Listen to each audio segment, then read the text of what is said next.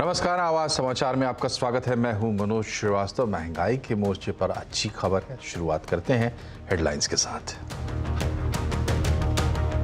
Retail और थोक महंगाई में गिरावट। रिटेल महंगाई 3 महीने के और WPI 19 महीने के निचले स्तर पर।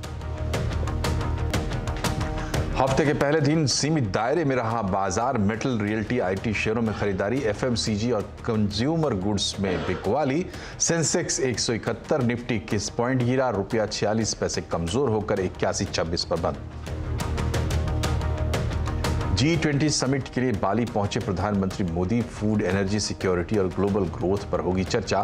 भारत को मिलेगी 2023 में G20 की चेयरमैनशिप। बाइडेन और शी जिनपिंग भी मिले। कहा दोनों देश मिलकर विश्व शांति के लिए करेंगे काम।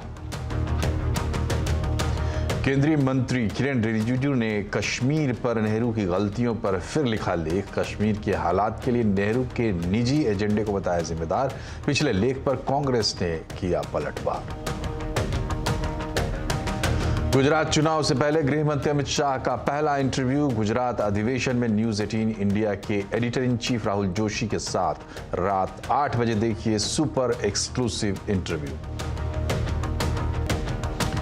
दिल्ली के प्रगति मैदान में 41वें इंटरनेशनल ट्रेड फेयर का आगाज। मेले में देश विदेश के 2500 स्टॉल। पहले 5 दिन चलेंगे बिजनेस डेज और 19 नवंबर से सस्ता होगा टिकट।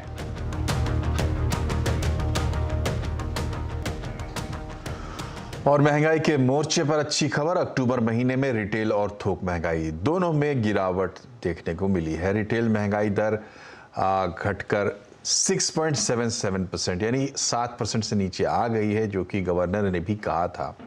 जबकि थोक महंगाई 10.70% से घटी है और अब 8.39% पर आ गई है। थोक महंगाई दर 19 महीने के निचले स्तर पर है।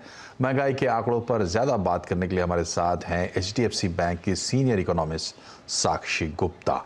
साक्षी, आपका बहुत बहुत स्वागत है CNBC आवाज पर। दोनों आंकड़े आपके सामने हैं। कितनी बड़ी राहत की बात यह है और आगे क्या कुछ है इनका संदेश? हाँ जी, thank you so much for having me on the show today. आज का जो CPI और WPI दोनों का ही जो होलसेल और रिटेल इन्फ्लेशन का प्रिंट आया है, ये दोनों ही प्रिंट बहुत पॉजिटिव आए हैं।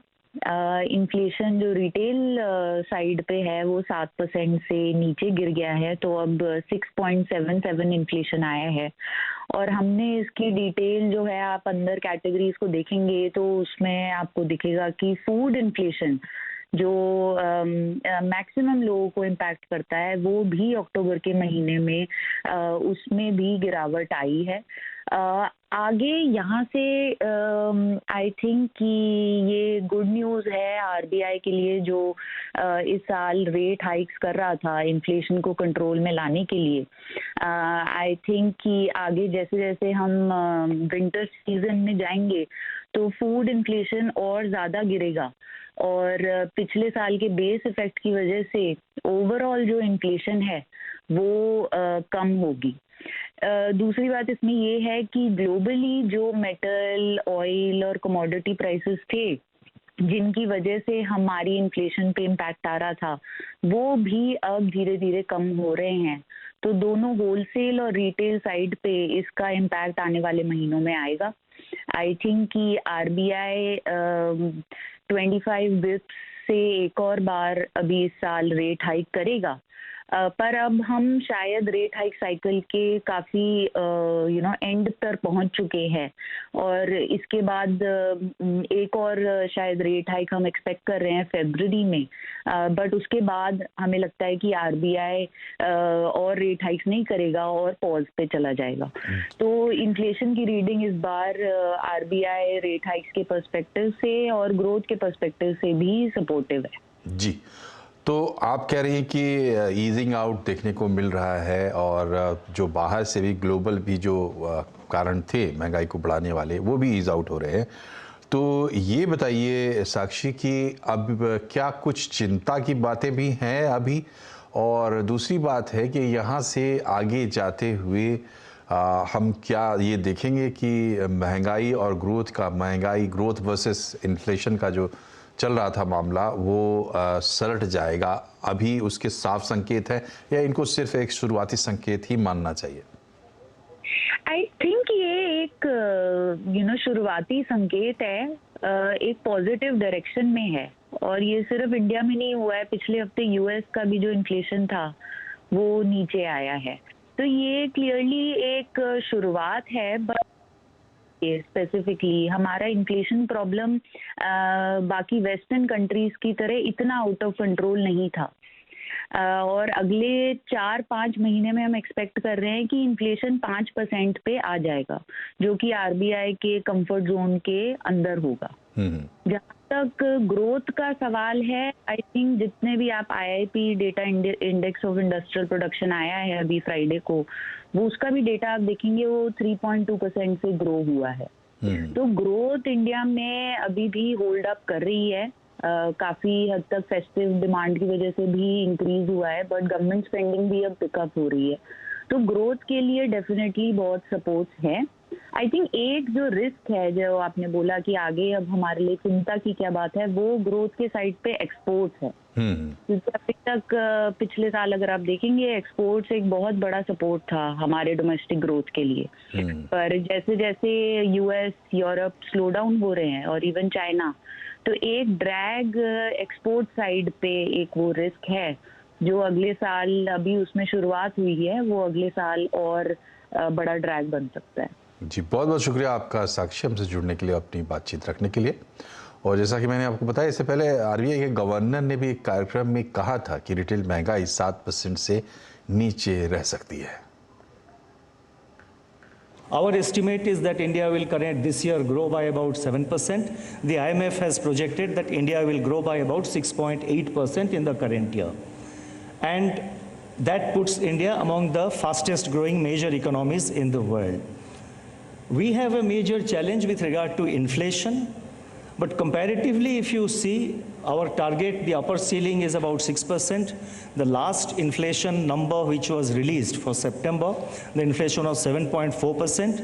We expect the October number which will be released on Monday, we expect that to be lower than 7%. Any inflation above 6% is detrimental to growth. So therefore, 6% has been kept as the upper tolerance band.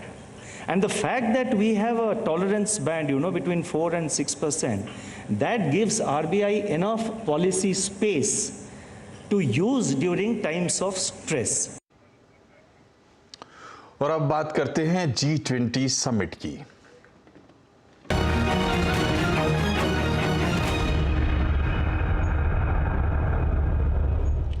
प्रधानमंत्री Narendra Modi 17वीं G20 summit में हिस्सा लेने के लिए Indonesia के बाली पहुंच गए हैं। वो आधिकारिक तौर पर इंडोनेशिया से 2023 के लिए G20 की प्रेसिडेंसी अपने हाथ में लेंगे। पीएम मोदी 3 दिन तक बाली में रहेंगे। इस दौरान वो G20 नेताओं के साथ अलग अलग बैठकें भी करेंगे। इसके अलावा बाली में भारतीय मूल के लोगों से एक इवेंट में शामिल होंगे।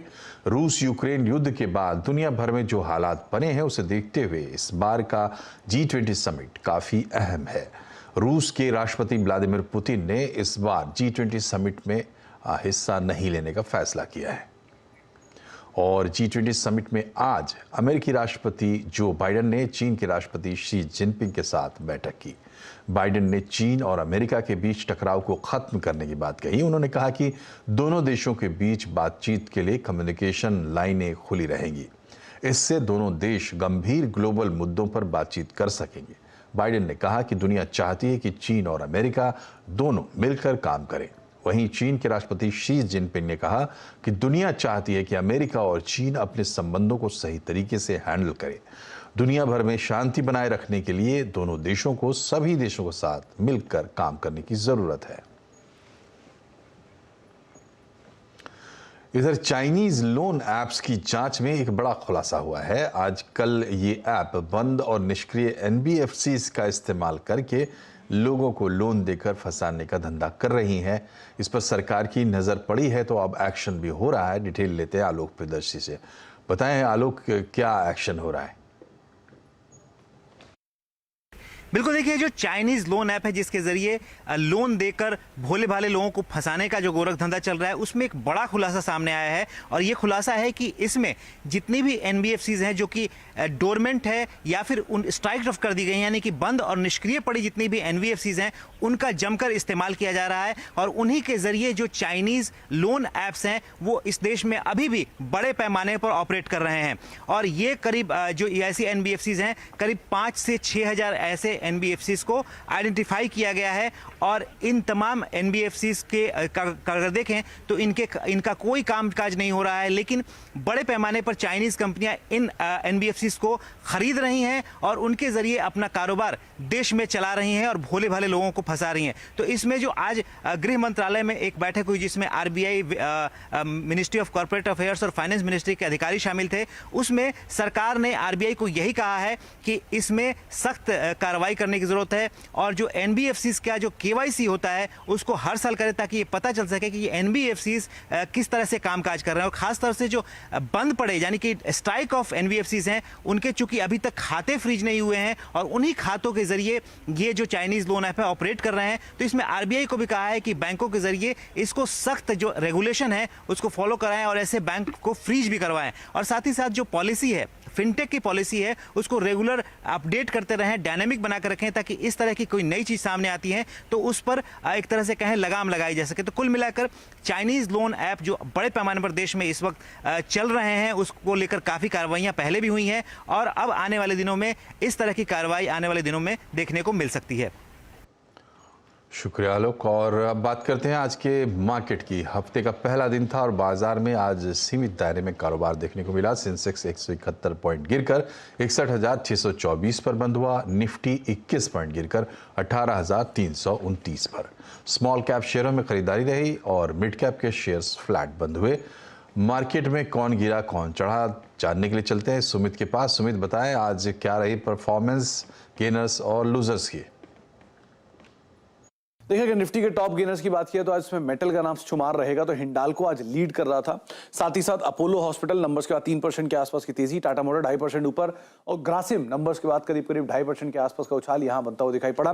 बिकवाली थी आज डॉक्टर रेड्डीज में 4% नीचे, कोल इंडिया 2.5% नीचे, आईटीसी 2.5% नीचे और एचयूएल करीब 2% के आसपास की बिकवाली यहां आते हुए दिखाई पड़ी। मिड कैप में आज फोर्टिस हेल्थ केयर करीब 7% ऊपर, डॉक्टर लाल पैथलैब 5% ऊपर, जीएसपीएल और हिंदुस्तान जिंक डिविडेंड की खबर के बीच 4.5% के आसपास का उछाल यहां आता हुआ दिखाई पड़ा। इसके अलावा मिड कैप के गिरने वाले शेयरों में सन टीवी, बीएचईएल, ट्राइडेंट और एबीबी, जहां पर नंबर्स के बाद ट्राइडेंट में करीब 5% तक का फॉल आज के सत्र में आता हुआ दिखाई पड़ा। एफएनओ में लीड कर रहा था मन्नापुरम 7.5% का उछाल, इन्फो एज, हिंडाल्को और डॉक्टर लाल पैथलैब करीब 5% की तेजी वहां बनती हुई दिखाई पड़ी। एफएनओ लूजर्स की अगर बात की जाए तो उसमें बीएचईएल, सन टीवी, एक जोरदार बिकवाली सन टीवी के अंदर आज कामकाज करते हुए दिखाई पड़ी। एबीबी और भारत फोर्ज कुछ और ऐसे नाम जो कि 4% तक के आसपास का फॉल दिखा रहे थे। आज मेटल में तेजी थी तो हिंडाल्को 6% ऊपर, हिंदुस्तान जिंक 4.5% ऊपर, जेएसएल और रत्नामणि मेटल करीब 2.5% की तेजी यहां आते हुए दिखाई पड़ी। और साथ ही साथ आईटी से आज Coforge, LNT tech, Persistent system, LNT Infotech, ये कुछ ऐसे नाम जहां पर एक अच्छा उछाल बनते हुए दिखाई पड़ा। शुक्रिया सुमित। और आईटी कंपनी एलएनटी इन्फोटेक और माइंडट्री का मर्जर आज से प्रभावी हो गया है। मर्जर की रिकॉर्ड डेट 24 नवंबर तय की गई है। इसके अलावा जल्दी ही एलएनटी माइंडट्री निफ्टी 50 का हिस्सा होगी। तो इस खबर को ठीक से समझते हैं यतीन मोहता के पास चलते हैं। बताएं यतीन, क्या असर इसका होगा और डिटेल्स क्या है जो इस वक्त आई हैं। देखिए, सारे के सारे अप्रूवल्स जो इस मर्जर को रूपरेखा देने के लिए चाहिए थे वो मिल चुके हैं और इसी से एलटीआई यानी एलएनटी इन्फोटेक और माइंडट्री, ये दोनों कंपनी का विलय हो जाएगा। नई कंपनी का नाम एलटीआई माइंडट्री रहेगा। और जैसे कि आप बता रहे थे कि जो रिकॉर्ड डेट है वो 24 नवंबर को फिक्स की गई है और आज से मर्जर इफेक्टिव हो चला है। तो कहीं ना कहीं ये जो मर्जर अनाउंसमेंट हुई थी कुछ क्वार्टर्स पहले, अब ये रियलिटी में बदलने जा रही है। इसके और एक पहलू हैं इस मर्जर के, वो है निफ्टी 50 का पॉसिबल इंक्लूजन। ब्रोकरेजेस के हिसाब से और आईसीआईसीआई सिक्योरिटीज की आज एक नोट आई थी, उसके अंदर जो एलएनटी माइंडट्री, ये जो कंबाइंड एंटिटी है, इसका मार्केट कैप होगा करीब 1.5 लाख करोड़ के आसपास और लगभग 50,000 करोड़ से ज़्यादा का फ्री फ्लोट इस शेयर में अवेलेबल रहेगा। और जिससे कि ये जो निफ्टी 50 के इंक्लूजन का प्रोग्राम है, इसके अंदर जो है कंपनी को मदद मिल सकती है एंट्री के लिए। इनफैक्ट एचडीएफसी और एचडीएफसी बैंक के टाइम जो MSCI इंडेक्स और जो NSE ने अपने रूल्स में फेल बदल करने का प्रस्ताव रखा है, शायद इसका फायदा LT और माइंट्री को मिल सकता है और इसी से शायद ये निफ्टी 50 का हिस्सा भी आगे चलते हुए बनता हुआ दिखाई दे पड़ सकता है। शुक्रिया यतिन। आज देश के पहले प्रधानमंत्री जवाहरलाल नेहरू का जन्मदिन है, लेकिन इस मौके पर केंद्रीय मंत्री किरेन रिजिजू ने नेहरू की कश्मीर नीति पर सवाल उठाए हैं। news18.com पर लिखे उनके लेख में रिजिजू ने कांग्रेस पर निशाना साधा है और कश्मीर नीति पर नेहरू की 5 गलतियां गिनाई हैं। रिजिजू ने नेहरू की चिट्ठी का जिक्र किया है। 21 अक्टूबर 1947 में लिखी गई इस चिट्ठी के कश्मीर के प्रधानमंत्री को संबोधित किया गया है। इसमें नेहरू ने लिखा था कि इस समय कश्मीर पर कोई भी फैसला लेने से पहले भारत को सोचना होगा। मतलब पाकिस्तान ने कश्मीर पर हमला कर दिया था, लेकिन नेहरू अभी भी अपने व्यक्तिगत एजेंडे को पूरा करने के बारे में सोच रहे थे। रिजिजू ने 25 नवंबर 1947 में नेहरू के संसद में दिए गए भाषण का जिक्र किया। इसमें उन्होंने कहा था कि वो सिर्फ कश्मीर के विलय के बारे में नहीं सोच रहे, बल्कि ऐसा लोगों के अनुरूप संघ बनाना चाहते हैं। रिजिजू ने तत्कालीन कांग्रेस अध्यक्ष आचार्य कृपलानी के कश्मीर दौरे का भी जिक्र किया। उन्होंने इसमें आचार्य कृपलानी के अखबारों में छपे तब के बयान का भी जिक्र किया, जिसमें लिखा था कि हरि सिंह कश्मीर का भारत में विलय करना चाहते थे, लेकिन नेशनल कॉन्फ्रेंस हरि सिंह के खिलाफ कश्मीर छोड़ो आंदोलन चला रही थी। रिजिजू ने कहा कि कश्मीर छोड़ो को 1946 में शेख अब्दुल्ला ने लॉन्च किया, जिसे नेहरू का समर्थन था। देखिए, कांग्रेस पार्टी से मेरा क्या दुश्मनी है और मैंने कोई ऐसे बातें तो मैंने नहीं कही जो तथ्य से परे है। मुझे क्रिटिसाइज करने का कोई मतलब ही नहीं, क्योंकि अगर मुझे क्रिटिसाइज करना है तो उससे पहले नेहरू जी का भी क्रिटिसाइज कीजिए, क्योंकि मैंने नेहरू जी के बातों को रखा है। मुझे विश्वास ना करे, लेकिन पंडित नेहरू जी ने जो बातें कही और जो रिकॉर्ड्स में है, उसको अगर कांग्रेस पार्टी नहीं मानना चाहते हैं तो मैं क्या कर सकता हूं। और रिजिजू ने नेहरू की नीति की आलोचना की तो कांग्रेस ने भी पलटवार किया। राजस्थान के मुख्यमंत्री अशोक गहलोत ने कहा कि केंद्र सरकार ने अमृत महोत्सव में नेहरू को भुला दिया है। आप अमृत महोत्सव मना रहे हो देश का, तो क्या देश के पूर्व प्रधानमंत्री को याद ही नहीं करेंगे? जो उनका कॉन्ट्रीब्यूशन था उनको याद तो करो, जिससे कि नई पीढ़ी कुछ सीखे, समझे और कुछ ग्रहण करे। नई पीढ़ी को अगर आप इतिहास नहीं बताओगे तो वो क्या ग्रहण करेंगे, क्या इतिहास समझेंगे? बिना इतिहास के वो क्या, कल उनके ऊपर भार आएगा देश का प्रदेश का, तो वो क्या आगे वाली पीढ़ियों को क्या संदेश देंगे? तो मेरा मानना निश्चित तौर से है, अमृत महोत्सव में जिस प्रकार पंडित नेहरू को बिल्कुल इग्नोर कर दिया गया। गुजरात चुनाव से पहले देश के गृह मंत्री और बीजेपी के रणनीतिकार अमित शाह का पहला इंटरव्यू। ब्रेक के बाद एक बार फिर से आपका स्वागत है आवाज समाचार में। राजधानी दिल्ली में आज से 41वें इंटरनेशनल ट्रेड फेयर का आगाज हुआ। करीब 2500 घरेलू और विदेशियों ने अपने उत्पादों की प्रदर्शनी यहां लगाई है।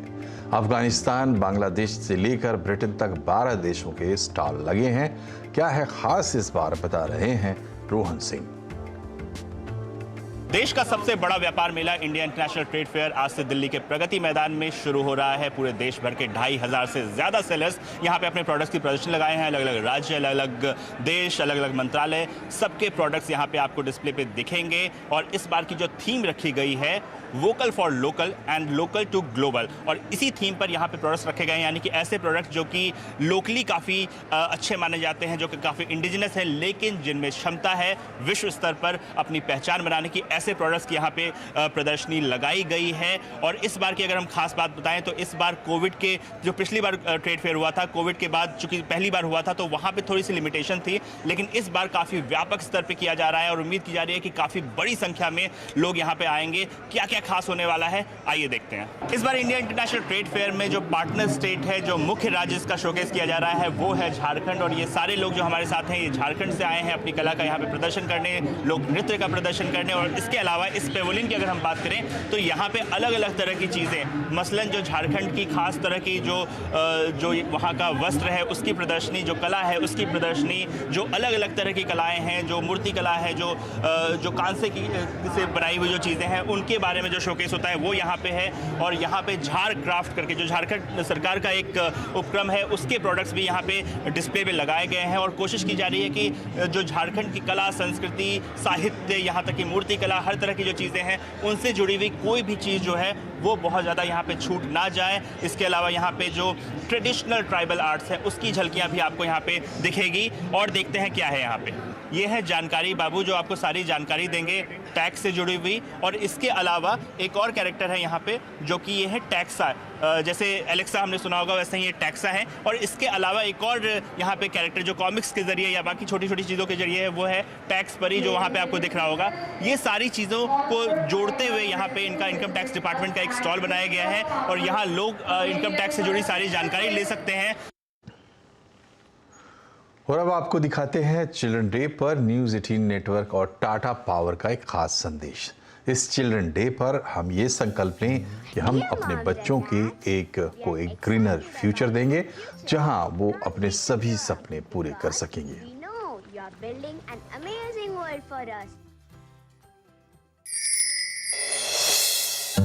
Dear moms and dads, we are excited about our future and can't wait to grow up because we know you are building an amazing world for us. A cleaner, greener and sustainable world. A better world to attain all our dreams. Happy Children's Day! Tata Power. Sustainable is attainable. An initiative by News 18 Network.